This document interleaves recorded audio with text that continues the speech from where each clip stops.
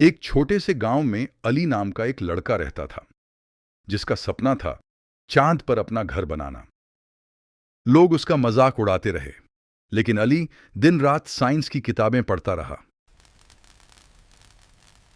सालों की मेहनत के बाद अली ने अपना खुद का स्पेस क्राफ्ट बना लिया। और फिर एक दिन अली उड़ चला चांद की तरफ।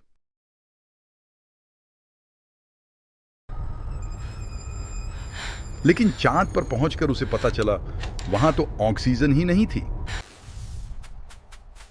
अली ने हार नहीं मानी। उसने चांद पर पेड़ लगाने शुरू कर दिए। धीरे धीरे चांद हरा भरा हो गया और अली ने वहां पूरा शहर बसा दिया। फिर अली अपने परिवार को भी चांद पर ले आया और सब खुशी खुशी साथ रहने लगे, क्योंकि सपने वही पूरे होते हैं जिन्हें पूरा करने की हिम्मत हो।